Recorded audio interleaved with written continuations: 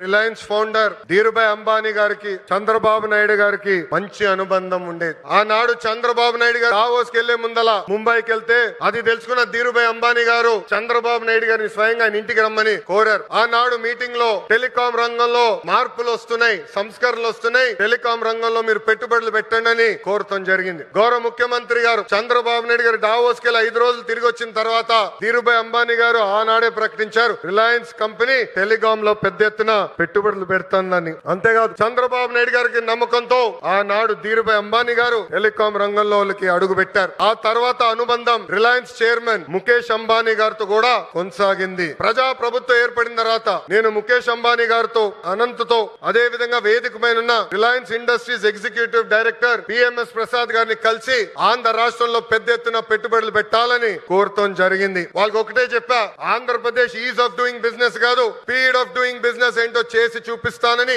హామీ ఇస్తాం జరిగింది. వాళ్ళు నన్ను ఒకటే కోరారు, ఒక పాలసీ తీసుకురండి అని వాళ్ళు కోరితే నేను అనంతకు ఒక ప్రామిస్ చేశా, 21 రోజుల్లో ఇంటిగ్రేటెడ్ క్లీన్ ఎనర్జీ పాలసీ తీసుకొస్తానని చెప్తాం జరిగింది. వేదిక మీద గొట్టపాటి రవి గారి నాయకత్వంలో విజయానంద్ గారు నేను అందరం కలిసి 30 రోజుల్లో ఈ పాలసీ తీసుకొస్తాం జరిగింది. పాలసీ తీసుకొచ్చిన తర్వాత నేను రవి అన్న కూర్చుని మొదటి 100 ప్లాంట్లు మన ప్రకాశం జిల్లాకి తీసుకురావాలని నిర్ణయిస్తాం జరిగింది. నేను చెప్పాను, పాదయాత్ర నాలో చాలా మార్పు తీసుకొచ్చిందని. నా ఇప్పుడు కూడా బాగా గుర్తు, ప్రతిరోజు 15 నుంచి 20 కిలోమీటర్లు నడిచి కరెక్ట్ గా 7:30-8 నైట్ హాల్ట్ కి వెళ్ళిన తర్వాత బూట్లు తీసేసి ఐస్ నీళ్ళలో కాలు పెట్టేవాడు. సరదాగా నాయకులందరం కూర్చుని మాట్లాడుకునే వాళ్ళం. దాంట్లో ఉగ్ర నరసింహారెడ్డి గారు కూడా ఉండేవారు. గంటల తరబడి మాట్లాడుకునే వాళ్ళం. మన ప్రాంతానికి ఏం మార్పు తీసుకురావాలని దానిపైన మేము చర్చించేవాళ్ళం. అప్పుడు ఆనాడే ఉగ్ర నరసింహారెడ్డి గారు నాకు చెప్పారు, మా ప్రాంతంలో వలసలుగా నిరుద్యోగ యువకులు, రైతులు ఇతర ప్రాంతానికి వెళ్తున్నారు, దానికి చెక్కు పెట్టాల్సిన బాధ్యత మన పైన ఉంది బాబు అని చెప్పారు. అది గుర్తు పెట్టుకుని నేను గొట్టిపాటి రవి గారు కలిసి